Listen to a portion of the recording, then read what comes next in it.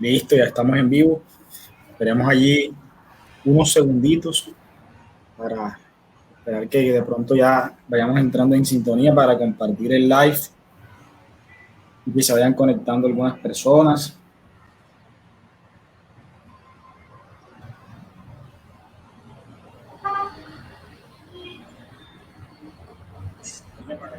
El live.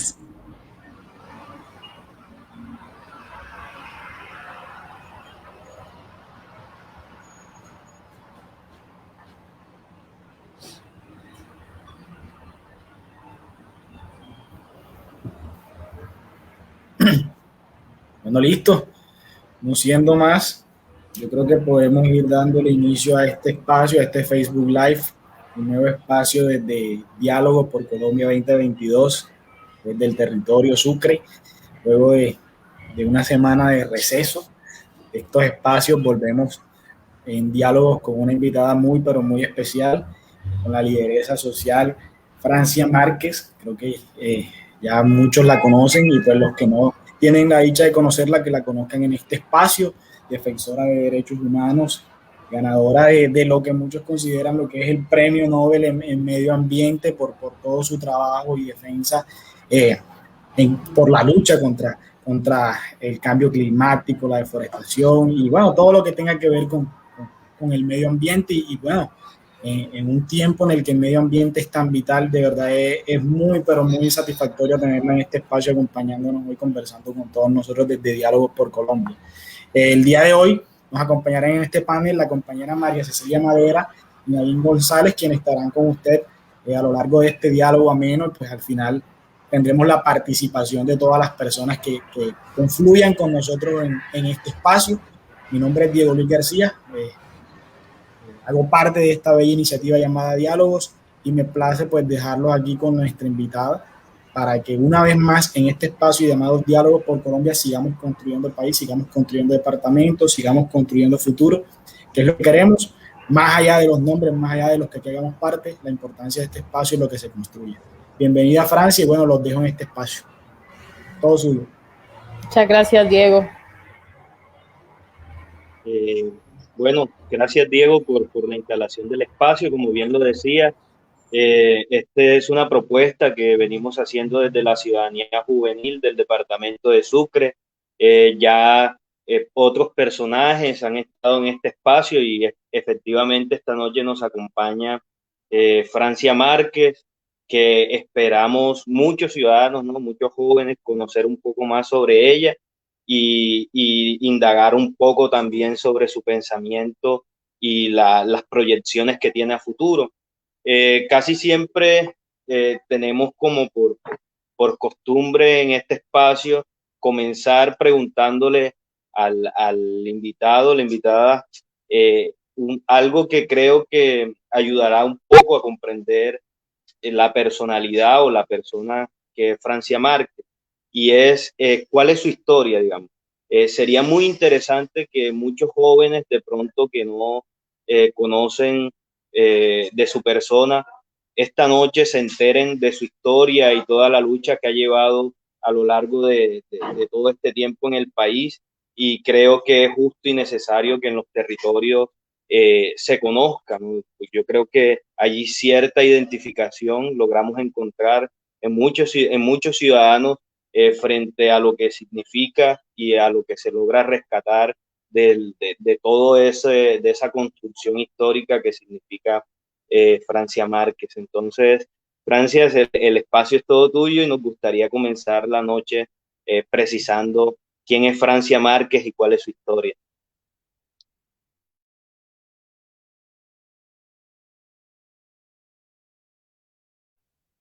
El micrófono, Francia. Perdón. Soy una mujer que yo creo que me autorreconozco, me autodetermino como afrodescendiente, sí. Soy del departamento del Cauca, crecí en la zona rural, en el municipio de Suárez, al norte del departamento, en esta región del suroccidente colombiano, que a su vez hace parte de la región del Pacífico colombiano. Sí. Pues describirse a uno mismo no es fácil. Sí. Pero yo creo que yo soy porque somos. Y cuando digo soy porque somos es porque soy parte de la historia que vive la mayoría de gente en este país, ¿sí? De la historia de exclusión, de la historia de marginalidad, de la historia de violencia que hemos tenido que soportar por parte del conflicto armado, pero también de la violencia política que hemos padecido la mayoría de colombianos y colombianas. Por supuesto, soy parte de las tantas mujeres en este país que han padecido también las violencias patriarcales, ¿sí? Y el machismo, pero también soy parte de los pueblos étnicos racializados en este país, discriminados, ¿sí? Entonces yo creo que yo soy desde ahí, desde ese lugar me paro y desde ahí me denuncio, ese es mi lugar de denunciación. Y bueno, yo creo que desde ahí he venido impulsando acciones colectivas junto a estos pueblos, junto a estas organizaciones, hombres y mujeres, comunidades que luchan por un mejor estar en este país, por un mejor vivir, comunidades que luchan por la autodeterminación de su futuro, ¿sí? Que luchan por sus condiciones de vida digna, ¿sí? Que luchan para que la política de muerte no siga expropiando su dignidad humana todos los días en este país. Soy parte de las que luchan por cuidar el territorio como un espacio de vida y ahí me he parado. Pues he defendido los derechos humanos al igual que muchas otras personas y por supuesto eso ha suscitado que haya tenido que salir desplazada forzosamente de mi casa, pero eso no ha servido para callarme, ¿sí? Entonces soy parte de los que no callan en este país, de los que alzamos la voz, pese a las amenazas, pese a la estigmatización, pese a todas esas violencias estructurales, seguimos alzando la voz. Y pese a que compañeros líderes y lideresas todos los días son silenciados también con la violencia que les mata, que les asesina, la violencia cómplice del Estado colombiano. Entonces eso soy yo, eso es parte de la historia. Yo crecí en un territorio ancestral y cuando digo ancestrales que hemos estado como pueblos afrodescendientes en ese territorio desde 1636, antes que Colombia fuera un Estado-nación, ya nosotros estamos en ese territorio. Y pues el extractivismo nos ha golpeado históricamente, ¿sí? No olvidamos que los ancestros y ancestras de nosotras traían en condición de esclavitud desde la madre África, pues los trajeron para hacer minería, los trajeron para hacer agricultura en las haciendas esclavistas de esta región del país, ¿sí? Y esas han sido también de alguna manera las actividades que la gente afrodescendiente o negra en esta región pues usó para liberarse y lograron autonomía alimentaria y lograron soberanía alimentaria y lograron tener el territorio y concebir el territorio como una apuesta de libertad, como una apuesta de vida. Y bueno, yo crecí en medio de mi abuela, nunca aprendió a leer ni a escribir, pero crecí con esas enseñanzas de lo que es para nosotros la dignidad como los pueblos, con esa enseñanza de lo que es para nosotros el territorio como un espacio de vida y que es el territorio que nos permite libertad. Entonces desde ahí pues he ido sumándome a organizaciones de carácter nacional como el Proceso de Comunidades Negras, que ayudó en la constituyente a que se reconociera el artículo 7º de la Constitución, que reconoce la diversidad étnica y cultural de la nación, y otros artículos que tenían que ver con el territorio, con el medio ambiente, pero también ayudaron a desarrollar el transitorio 55 de la Constitución, que reconoció los derechos a la población afrodescendiente en este país en la Ley 70 de 1993. Por supuesto, una ley que 26 años después, 27 años va a cumplir este año, se hizo adulta y pues nuestra señorita se hizo adulta ahora, ya es toda una joven, sí, madura, ya va a pasar su etapa de madurez y no ha sido reglamentada, porque es una ley realmente bastante ecológica, sí. Es una ley que se piensa en el territorio como un espacio de vida, que piensa en la autodeterminación, que piensa en el territorio en términos colectivos. Y eso se contrapone con el modelo hegemónico de desarrollo impuesto por la supremacía blanca, por estos hombres blancos privilegiados que nos han gobernado en estos años que tenemos como Estado-nación. Entonces eso soy yo y pues soy parte de una lucha colectiva que no empezó con Francia Márquez, que empezó con mis ancestros y ancestras desde África por liberarse de la esclavitud y que llegaron acá a América a seguir con esa lucha. Así que somos la continuidad de esas abuelas, de esos abuelos que resistieron a todas esas formas de violencia, de esclavitud, a la colonización y por supuesto nosotros seguimos ese legado. Francia, buenas noches, un gusto estar contigo en este espacio. Para saber un poco más de la agenda de Francia Márquez, quisiéramos saber y que nos cuentes sobre la convención feminista. ¿A qué apunta esta convención y que nos ilustres un poco de esto? Bueno, yo creo que ese es un espacio histórico para mí y para mí ha sido un placer haber sido invitada por estas mujeres tan poderosas a ese lugar, a ese espacio esta semana que se conmemoró en la Magdalena, ahí a la orilla del río Grande, sí, que tiene toda esa historia. Y fue que nos encontramos mujeres de todo el país. Yo pues fui en calidad de invitada especial, si así se puede decir, por estas mujeres, al igual que Ángela María Robledo. Ambas somos candidatas a la presidencia de este país y de alguna manera mujeres progresistas, mujeres que han luchado y mujeres a quienes en esta convención feminista, esas mujeres depositaron su confianza en cada una de nosotras para transgredir la política patriarcal de este país, para irrumpir y propiciar espacios de justicia, espacios de dignidad para las mujeres, pero también para la humanidad, para todo el pueblo colombiano. Porque erradicar el racismo estructural, erradicar el patriarcado que lastima, que no solamente ha dañado a nosotras las mujeres, ¿sí? En el caso del patriarcado, sino que los hombres también han sido dañados por ese patriarcalismo. Por tanto, erradicarlo pues es una responsabilidad que tenemos no solo las mujeres, sino la humanidad. Así como erradicar el racismo no es una responsabilidad exclusiva de la gente que padece, en primer lugar, las consecuencias del racismo.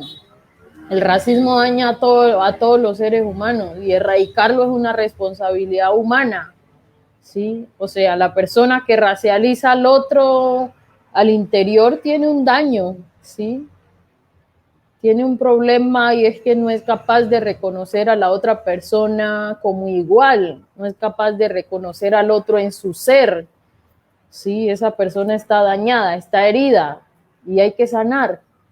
Entonces eso fue lo que hicimos allá, planteando desde la política representativa un espacio para transformar. Ya no aguantamos más el feminicidio en este país, ya no aguantamos más las violencias patriarcales que afectan, por supuesto, a las mujeres. Ya como mamás no aguantamos más que nuestros hijos e hijas los coloquen como armas de guerra en los territorios. Ya no aguantamos más que a nuestros jóvenes, cuando salen a pelear por la educación, terminen asesinándoles. Este es el único país que asesina a sus jóvenes, asesina los sueños de los jóvenes, las esperanzas de los jóvenes.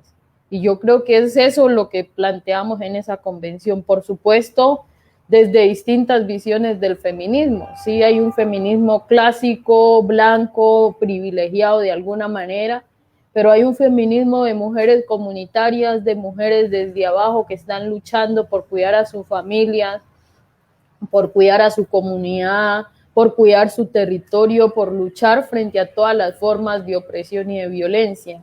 Entonces, este espacio, esta primera convención nacional feminista, después de 66 años que se nos reconoció el voto en este país, yo creo que ha sido un espacio muy importante. Por supuesto, eso incomoda. Por supuesto, eso descoloca a quienes han estado muy tranquilos con esos privilegios patriarcales y raciales, pero pues las injusticias, sí, los privilegios obtenidos de las injusticias tienen que incomodar, ¿sí? Y esos privilegios obtenidos de situaciones injustas donde hay humanidad de por medio dañándose, pues tiene que incomodar al que sea. Y eso tenemos que transformarlo, nos guste o no nos guste, porque yo no puedo, y eso lo aprendí en mi casa, yo no puedo lograr mi bienestar con el sufrimiento de otras personas. Eso me lo enseñó mi abuelo. Sí, eso ha sido una regla de oro para mí, ha sido una regla de oro para mi familia, y es una regla de oro que hoy ponemos en la sociedad colombiana.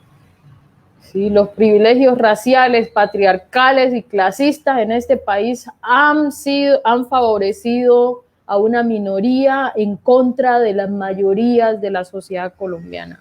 Han desterrado a comunidades enteras de sus territorios, han asesinado la vida en este país, han impulsado la guerra para vender, digamos, la guerra para generar miseria, para generar violencia, para generar expropiación no solamente de los territorios, sino de nuestra condición humana. Han sembrado el terror para luego, en el marco de supuestamente situaciones democráticas, vendernos seguridad, ¿sí? Y eso es lo que hablamos en esa convención feminista. Esos son los cambios que queremos propiciar desde ahí. Y hay dos candidaturas hoy en este país, por lo menos, que están dispuestas a pensarse en transgredir la historia, en cambiar la historia, en que juntos como país escribamos una nueva historia, y yo creo que los jóvenes estamos invitados a eso. Y digo los jóvenes porque me considero todavía relativamente joven, estamos invitados a romper, sí, con ese statu quo que no ha permitido cambios y que está destruyendo el futuro de muchas generaciones, el presente y el futuro de muchas generaciones en este país. Hace unos años unos jóvenes se dieron la pela porque hubiera una constitución, una constituyente, aquí jóvenes como ustedes y como yo, se dieron la pela para que hubiera una nueva constituyente en este país y hubiera un Estado social de derecho. Pero ese Estado social de derechos en la práctica no se ha colocado en ejecución. Es nuestra responsabilidad hoy hacer que eso sea una realidad. ¿Sí? Que la gente pueda estar tranquila, que nuestros hijos puedan andar tranquilos sin el temor de que los van a reclutar para asesinarlos y después presentarlos como guerrilleros, ¿sí? Queremos acabar con todo eso, queremos evitar que nuestros hijos sigan siendo reclutados en los territorios y luego explotados por las bombas que se compran con el dinero de los impuestos que nos sacan a nosotras mismas, las mamás del bolsillo. De eso hablamos en esa convención, hablamos de esos problemas estructurales que a veces el país no quiere escuchar, porque pues no todas las vidas importan de la misma manera en este país, pero a las mayorías excluidas sí nos tienen que importar todas las vidas. Francia, digamos, dando ya o teniendo claro el panorama alrededor de la convención y esta aventura, diría yo, por la presidencia de Colombia, porque esto amerita una serie de situaciones, una serie, digamos, de análisis alrededor de lo que está sucediendo en el país, y sería muy interesante conocer cuáles son las propuestas que plantea hoy Francia Márquez para cambiar ese país que vemos sumergido en una profunda crisis y en un abandono parcial y diría que histórico, mejor dicho, de la juventud, y reivindicar todas estas expresiones y darle un norte al país. ¿Cuáles serían esas propuestas que hoy Francia Márquez tiene para empezar a cambiar el país? Pues mira, y si yo hubiera sido candidata en las elecciones pasadas, como lo fue Gustavo Petro, seguramente ya tendría un programa elaborado, ¿sí? Pero yo ahora estoy lanzando esta candidatura y por supuesto estamos en construcción de un programa. Sí, por supuesto hay unas líneas en las que a nosotros nos interesan trabajar, pero el programa lo vamos a construir colectivamente con la gente, desde las regiones, desde los territorios. Así que esa es nuestra apuesta ahora. Estamos en ese camino de dialogar con las distintas expresiones, con los distintos sectores, de dialogar y que la propuesta no sea una propuesta construida desde un escritorio entre expertos, sino que la construyamos entre todos como país. Y en eso estamos caminando y desde ahí estamos planteando. Por eso la Convención Nacional Feminista, que pone en la mesa algunos puntos que por supuesto nosotros acogemos, pues esas propuestas van a ser parte de nuestro plan de gobierno para impulsar nuestra candidatura. Pero con honestidad te digo, estamos trabajando en construir esos sueños, en construir esas acciones que vamos a realizar y con tranquilidad, no tengo ningún problema en decirlo. Hay mucha gente que me está diciendo, bueno, muéstrame ya su propuesta. No, eso no es así. Tenemos un año para que empiecen las elecciones y por supuesto antes de un año yo voy a presentar y a poner sobre la mesa las propuestas. Pero ahora te podría decir, mira, nosotros nos vamos a comprometer a que la paz, ¿sí? Si llegamos a la presidencia, nosotros que hemos sido víctimas del conflicto armado, yo salí desplazada forzosamente de mi territorio en 2014. Y el mayor sueño que tengo es poder regresar tranquila y sin miedo y sin temores a mi comunidad. El mayor sueño que tengo es que mis hijos puedan volver tranquilos a su territorio. Por tanto, lograr la paz en este país, para que mucha gente que ha sido desterrada, que hoy todavía están en las calles de estas ciudades, y que la gente a veces los mira como basura en las calles, el mayor sueño es lograr la paz, que la gente pueda volver a su territorio donde tiene su ombligo sembrado, que la gente que les tocó salir de este país desterrados, huyendo de la violencia, crean que pueden volver a su casa sin problema.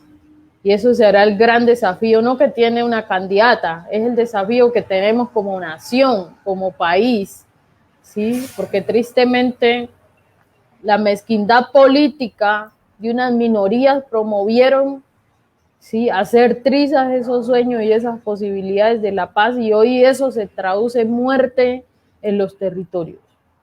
Hoy eso se traduce en los asesinatos de líderes, lideresas sociales, en los asesinatos de combatientes que decidieron deponer las armas y resolver las diferencias a través del diálogo.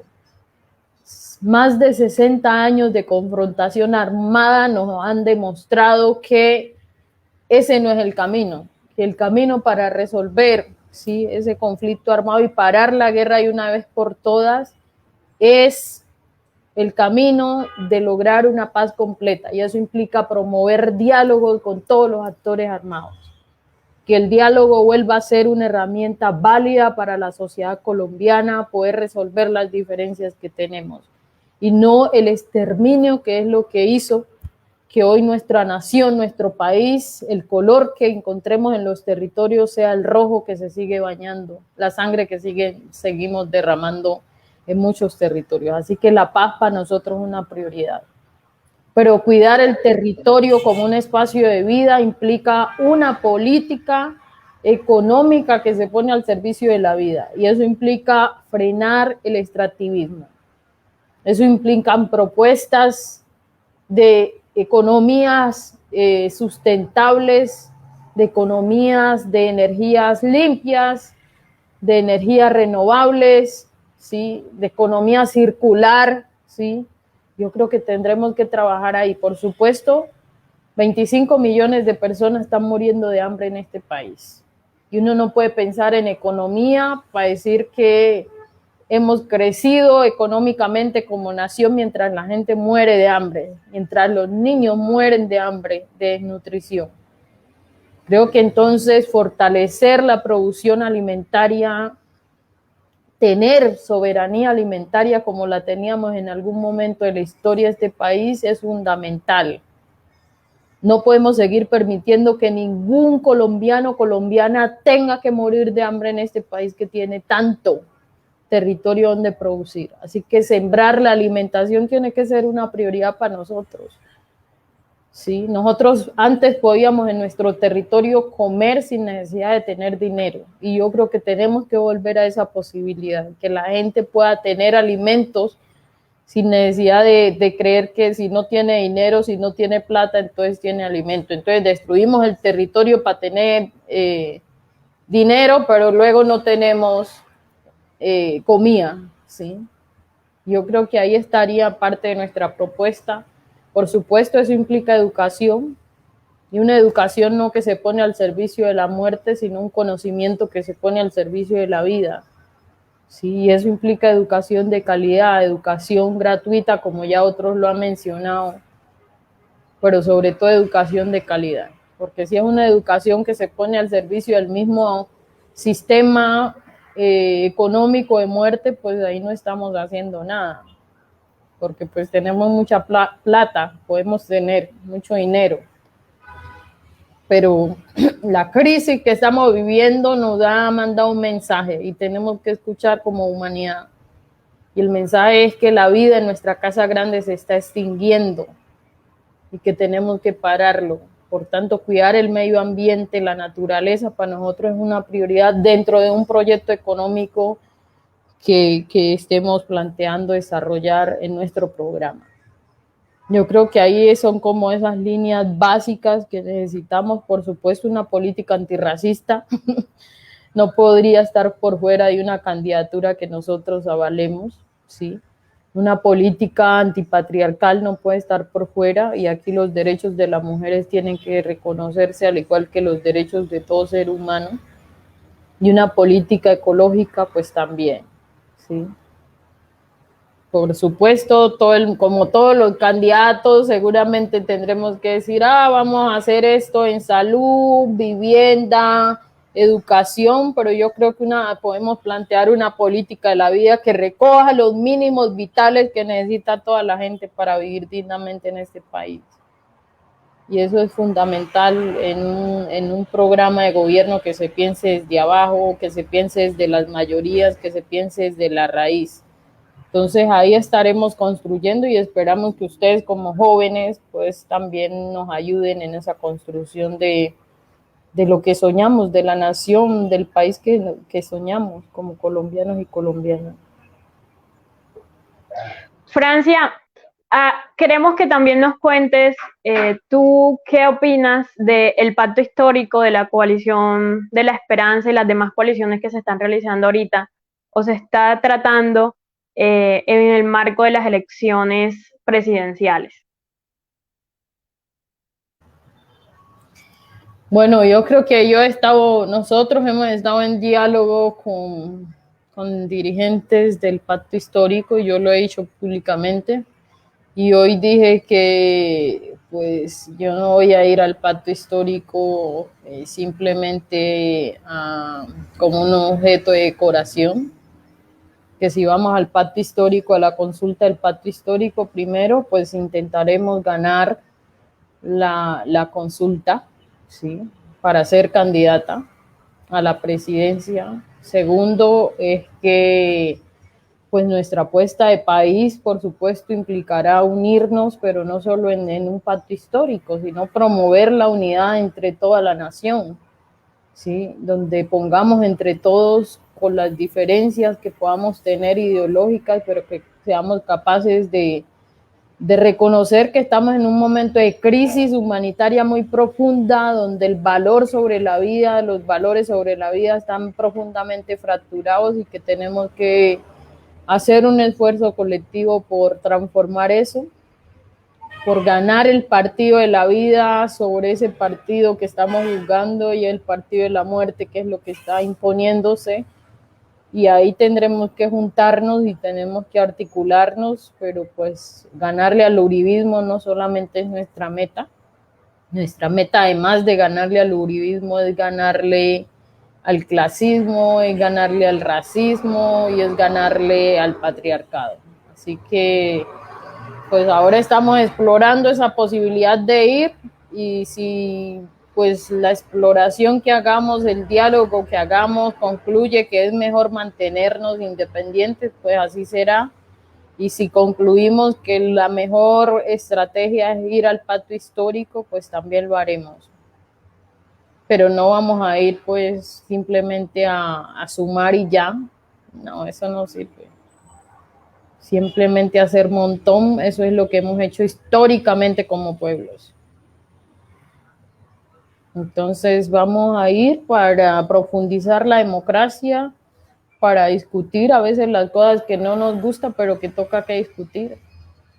Y pues tendremos que discutir los derechos de las mujeres en el pacto histórico si vamos en el programa. Tendremos que discutir en el programa el tema del modelo económico de desarrollo, ¿sí? Porque nosotras no vamos a apostarle a un capitalismo que está desplazando a las mujeres negras de sus territorios, que está empobreciendo a las comunidades indígenas, que está destruyendo la naturaleza, ¿sí? Nosotras vamos a ir a profundizar eso. Nosotras y nosotros, desde Soy Porque Somos, que es el proceso desde donde nos paramos para empujar esta candidatura. Entonces, seguramente las discusiones del programa, los métodos en cómo vamos a hacer la política, pues no va a ser los métodos de la política tradicional. Yo creo que hay que romper con eso. Los métodos de la política tradicional es que pues las mujeres hacemos un montón, pero quienes definen cómo se hace la política son los hombres, y los hombres blancos privilegiados. Eso tiene que cambiar. Tenemos que aprender a construir colectivamente con las diferencias, con el otro, y yo creo que pues estamos ahí en diálogos, explorando qué es lo mejor, y seguramente tomaremos la decisión de ir, o no sé, colectivamente tomaremos una decisión en algunos meses.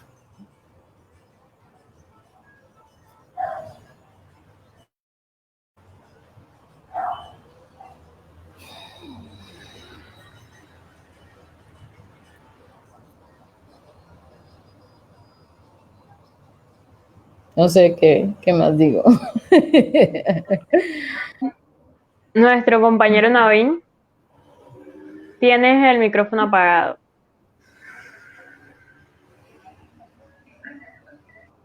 Bueno, Francia, mientras Navin resuelve los problemas técnicos, bueno, sabemos que en Colombia el índice de ruralidad, según el DANE, está en el 35-36%, pero tú y yo sabemos que Colombia es rural, que Colombia es un territorio que todavía tiene mucha vocación rural, aún en esos espacios que se consideran urbanos.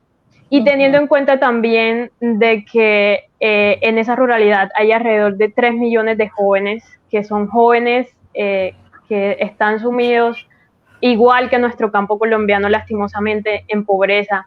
Cuéntanos cómo Francia Márquez va a poner en la agenda nacional el desarrollo de la ruralidad colombiana, porque somos un país rural, y que si partimos de eso debemos saber de que si nuestra ruralidad no hay condiciones, como tú lo has dicho, si en nuestra ruralidad no hay desarrollo sostenible, pues seguiremos siendo un país pobre, y así como tú, así la economía se muestre en crecimiento, seguiremos siendo pobres porque no le estamos apuntando a lo que somos, un país rural. Entonces queremos escucharte cómo Francia Márquez va a poner a esa ruralidad en esa agenda nacional, y cómo es tu perspectiva para que nuestros territorios rurales tengan un desarrollo sostenible.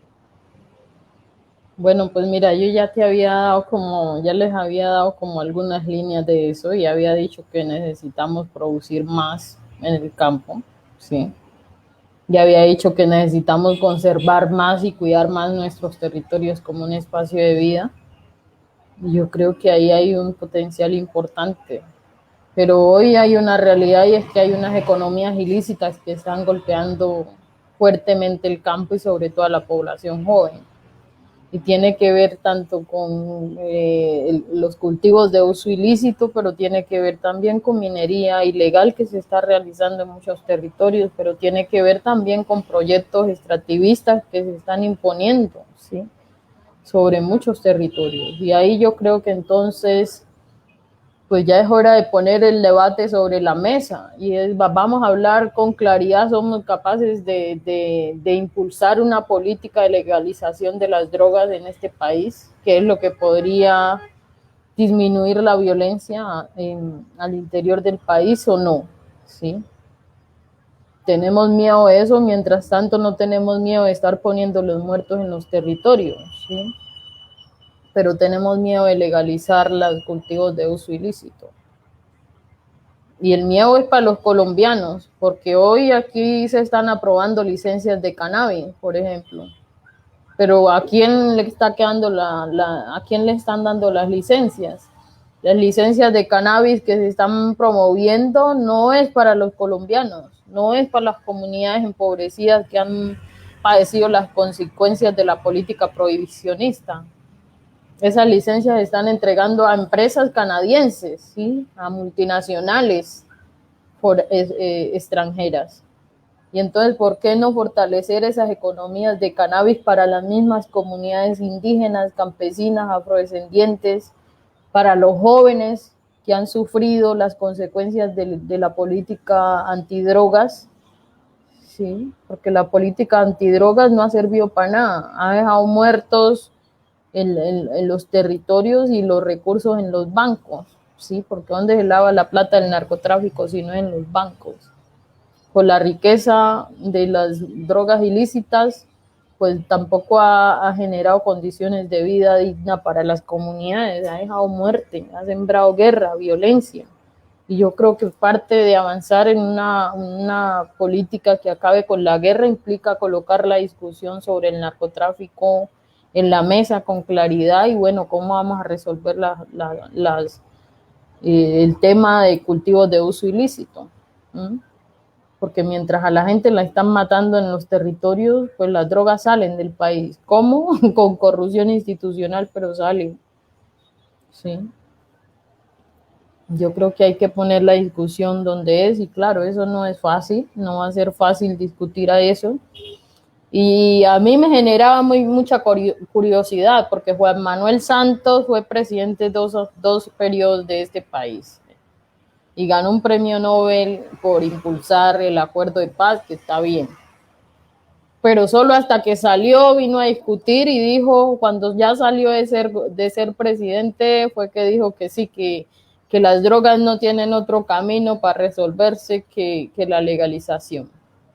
Entonces yo creo que esas son las cosas que hay que atender efectivamente y por supuesto fortalecer la producción en el campo colombiano y más hoy cuando hay 25 millones de personas aquí muriendo de hambre.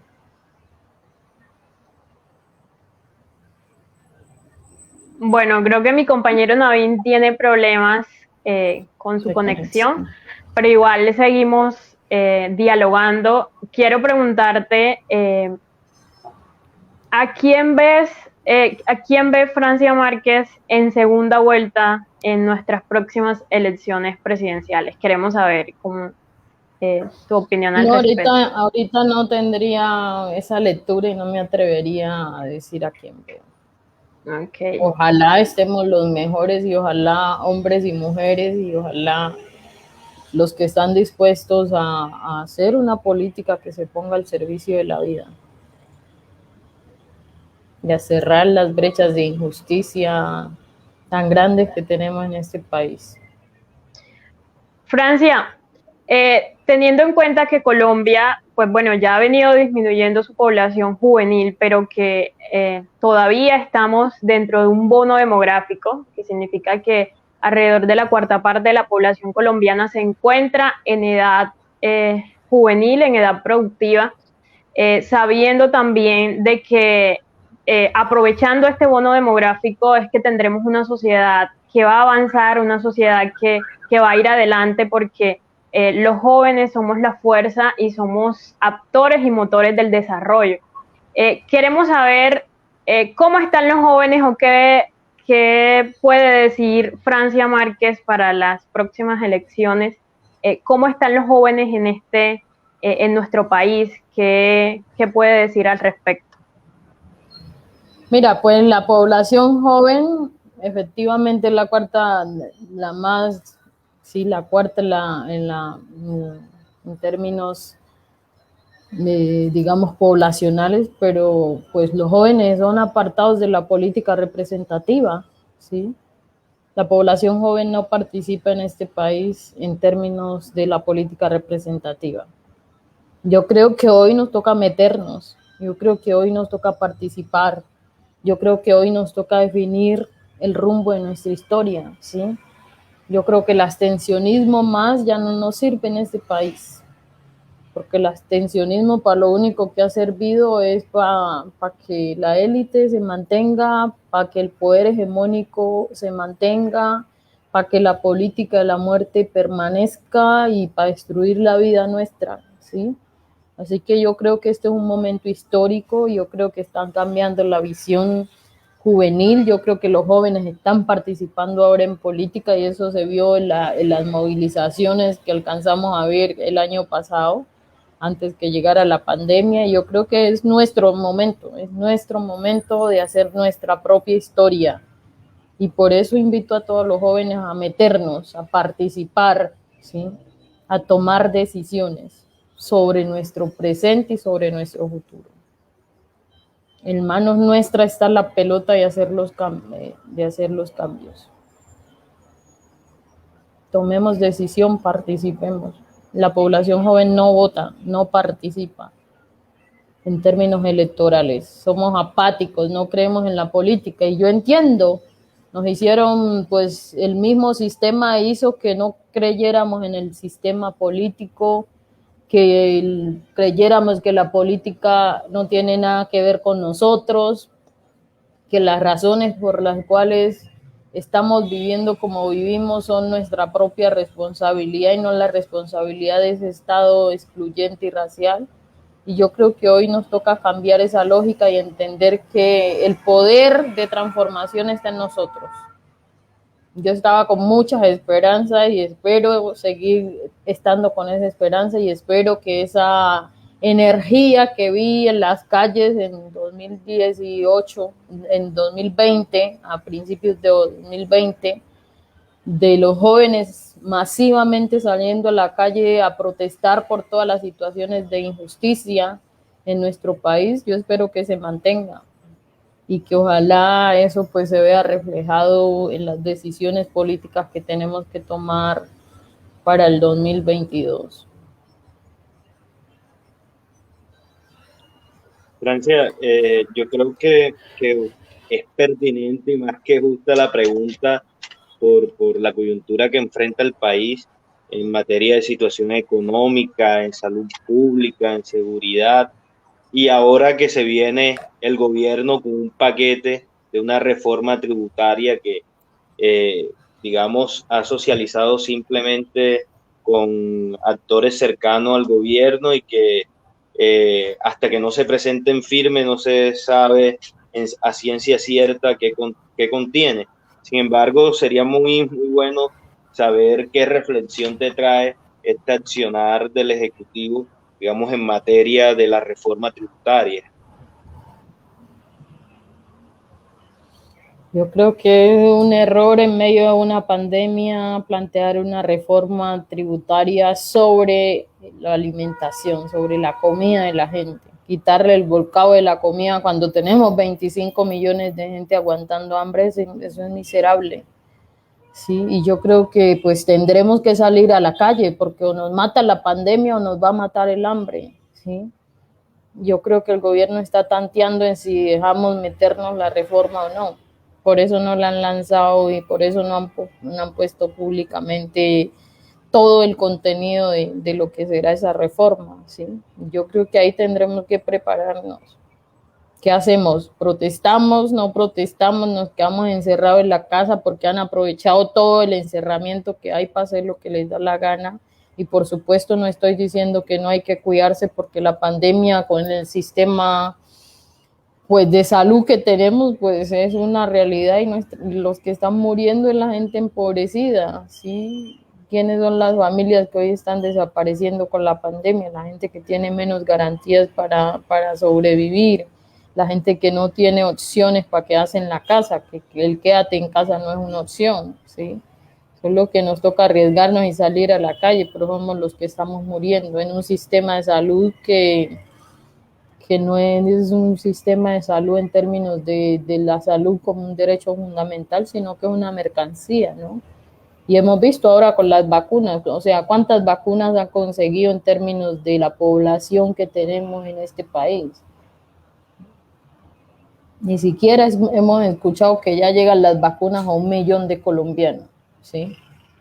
Pero cuántos colombianos ya han muerto, ¿no? Y siguen muriendo. Las vacunas que están colocando diariamente no superan el número de personas que están muriendo diariamente en este país con la pandemia. Y eso evidencia que estamos en un sistema de muerte, que nos están dejando morir. Pero también ahora no nos van a dejar morir solo por la pandemia, sino que nos van a quitar la comida de la boca. La gente sin empleo en una crisis como esta, y va además para comprar hasta un huevo, ahora nos van a poner a pagar más. ¿Y de dónde vamos a sacar la plata para comprar el huevo? Sí. Yo creo que ahí tenemos que pararnos firme, y pues a mí me parece muy terrible, muy mezquino. Pues para el presidente no es mezquino porque él se gana, sí, 30 y algo de millones de pesos cada mes, así que para él eso es sacarle un vaso de agua a un río o al mar. Pero para nosotros que vivimos del día a día, sí es mezquino eso. Y yo creo que ahí tendremos que enfrentarnos y pararnos duro. Bueno, y ya no puedo seguir porque tengo que irme. Bueno, hay un espacio breve para Francia, un par de preguntas de los compañeros que están en sintonía en redes, y el compañero Diego nos va a colaborar con el par de preguntas, moderando el espacio lo más breve posible, Diego, dado que ya hay que ir concluyendo con este maravilloso espacio que nos ha brindado. Qué pena con ustedes, pero tengo otra reunión.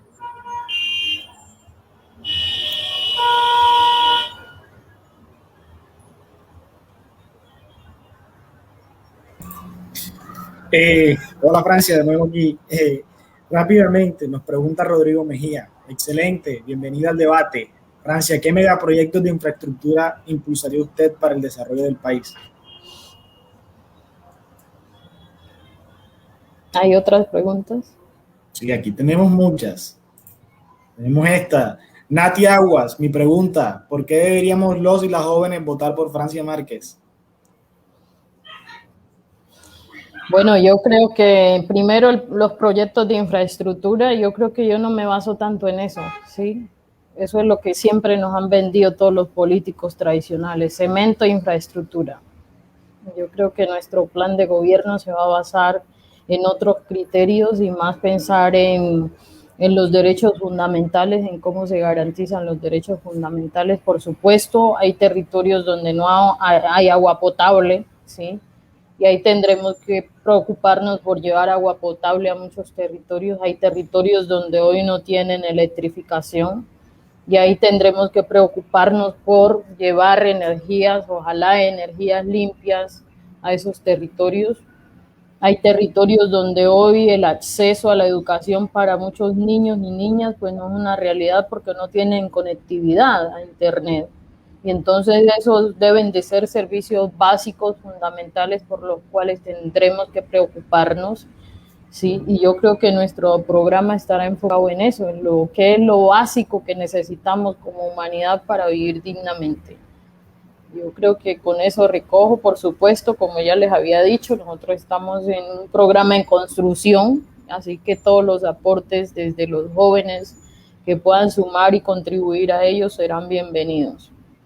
¿Qué le puede ofrecer Francia Márquez a a los jóvenes. Bueno, yo creo que aquí ya he planteado bastante lo que yo podría, y no yo, sino de lo que podríamos construir colectivamente, y la invitación es a eso. Sí, más vale que le podría, mi pregunta yo se la devuelvo, siempre la gente está esperando que los candidatos le ofrezcan al país. No, yo creo que los candidatos deben obedecer al pueblo. Y en ese sentido la invitación es a ustedes, ¿qué es lo que ustedes consideran que nosotros deberíamos hacer como país en un programa de gobierno? ¿Sí? Es el pueblo que tiene que mandar y demandar, ¿sí? Y no el candidato que tiene que ofrecer. Yo creo que esa lógica de hacer la política tenemos que cambiarla. Porque entonces los candidatos ofrecen lo que sea y después no cumplen nada. Pero si construimos colectivamente, yo creo que ahí hay posibilidades de transformación, de cambio, y nosotros ahora queremos profundizar y transgredir la política tradicional, y eso es lo que vamos a hacer. Creo que hay que cambiar el chip de cómo es que se hace la política. La gente va y ofrece los candidatos. Nosotros queremos hacer una política donde el pueblo defina, donde el pueblo defina, no solamente elija a la hora de poner su voto, sino también de qué tendremos que hacer. Defina, construir colectivamente el programa de gobierno y participe también en el desarrollo de ese programa. Ok, Francia, de verdad, muchas gracias por haber estado en este espacio. Tenemos muchísimas preguntas más por hacerte, pero bueno, respetamos y entendemos tus ocupaciones y demás. Aquí nos decía Roberto Domínguez en final cómo podías hacer o qué pensabas tú para poder empoderar a las mujeres líderes. No sé si quieres decirle algo a Roberto y con eso cerramos, o ya estás muy apretada. Bueno, yo he sido una mujer que nunca me he quedado callada, sí. Y lo que no me gusta lo digo, así le saqué roncha al que le saque. Sí. Y yo creo que mi mensaje para las mujeres es eso. Yo recibí bastante látigo por no obedecer en mi casa. Y eso ha sido para mí una regla de oro. Yo no obedezco pues a que me diga, Francia tiene que hacer esto y ya no. Yo creo que somos libres también de tomar decisiones. Sí.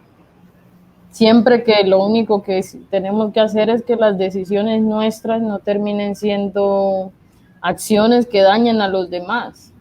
¿Sí?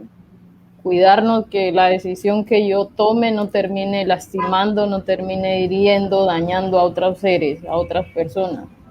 De resto, yo creo que hay que tomar las decisiones que queramos tomar y hay que soñar, ¿sí? Y soñar no es fácil, y menos hacer esos sueños realidad. Y yo creo que yo he sido una mujer visionaria de sueños. Por eso cuando me dicen, que ese no es el lugar suyo, ¿usted me va a decir a mí cuál es mi lugar? No, usted no me define el lugar que yo quiero ocupar, yo defino mi lugar. Siempre nos han definido el lugar que debemos ocupar. Y yo creo que ya es momento de que como mujeres, pero también como jóvenes, como pueblos, definamos cuál es el lugar que queremos y debemos ocupar. Y eso para mí ha sido una regla de oro para caminar, ¿sí? Como les digo, al principio recibí mucho látigo de mi mamá, pero hoy esa rebeldía que me ha caracterizado en no aceptar lo que no me parece, yo creo que he tenido siempre algo muy grande que aprendí de mi abuelo, de mi familia, y es como no aceptar situaciones de injusticia, ¿no? Y siempre me he rebeldizado frente a situaciones de injusticia desde muy pequeña, ¿sí? Y yo creo que hoy pues eso hace que mi mamá por lo menos se siente tranquila y me deja libre hacer lo que quiera. Así que no, yo creo que pues yo no voy a empoderar a ninguna mujer, yo creo que cada una se empodera en sí misma y yo creo que nadie lo empodera a uno. Sí, yo creo que la gente por supuesto le pone algunas herramientas, pero uno es que toma su camino y su destino. Y yo quiero invitar a todos los jóvenes y a todas las mujeres a hacer su propio destino y a escribir su propia historia, ¿sí? Hacer su propio camino en esta historia y bueno, Ojalá podamos construir una historia colectiva de entre todos, ¿sí? Y no la historia de unos poquitos, no, tenemos que escribir nuestras propias historias, porque pues algo que nos han hecho es que nos han arrebatado los sueños, nos han arrebatado las esperanzas, y yo creo que es momento de vencer el miedo y llenarnos de esperanzas y de ilusiones y de cambiar. Yo creo que hoy, yo cuando pienso en qué podemos hacer como colombianos, en cómo trabajar, yo pienso en la selección Colombia, ¿sí? Y he visto que cuando juega nuestra selección y más cuando está jugando un mundial, todos ahí somos familia, todos ahí estamos felices, estamos súper contentos, y yo creo que esa es la alegría que debemos de tener todos los colombianos y colombianas. Y ahora vamos a jugar un partido con 2 equipos en el mismo país. Y ese partido es entre el partido de la vida y el partido de la muerte. Y la gran decisión que tenemos que tomar como colombianos es si dejamos que el partido de la muerte siga ganando. Sí. O hacemos que nuestra selección Colombia, que somos todos nosotros, juguemos el partido de la vida y ganemos todos para celebrar. Por primera vez que hemos ganado un mundial, y es el mundial de apostarle a la vida. Entonces yo creo que ahí estamos, y eso es lo que yo puedo decir, y de verdad yo no siento que yo tenga que empoderar a ninguna mujer. Yo creo que las mujeres se empoderan a sí mismas, y eso se hace con rebeldía, pero también con amor, y eso se hace con coraje, pero también con sabiduría, ¿sí? Y eso se hace a veces con irreverencia, pero también con diálogo, ¿sí? Con entender al otro, a la otra, y en construcción colectiva. Así que, para adelante. Y muchas gracias a todos ustedes por este espacio, y ojalá que podamos como jóvenes de verdad cambiar la historia de este país. Más allá de si Francia Márquez llega o no a ser candidata, más allá de si Francia Márquez llega a no ser presidenta, yo creo que es un momento para que empujemos y abramos el camino a una nueva historia que podamos escribir entre todos y todas en este país. Sin duda, no, de verdad, Francia, muy, muy complacido de nosotros, muy, muy buen mensaje de cierre. Creo que tuvimos una audiencia bastante ahí efectiva, acompañándonos durante todo el en vivo, y muy contentos con el diálogo ameno que mantuviste con nosotros, de verdad, de Sucre, los jóvenes de Sucre, la comunidad en general y todos los que nos sintonizaron. Te damos las gracias por acompañarnos en estos espacios de construcción que nos brinda la virtualidad hoy en día. Dentro de muchas cosas negativas tenemos la posibilidad de estar cerca, estando tan lejos, y bueno, esperamos tener tu compañía en futuros espacios y pues poder seguir en sintonía. Entonces, muchísimas gracias por hacer parte de Diálogos, Navin, Chechi. No, gracias a ustedes, y soy porque somos, y vamos para adelante, que este país es grande, y yo sé que la grandeza de nosotros podemos hacer cambios importantes. Saludos. Bueno, un abrazote, cuídense mucho. Chao.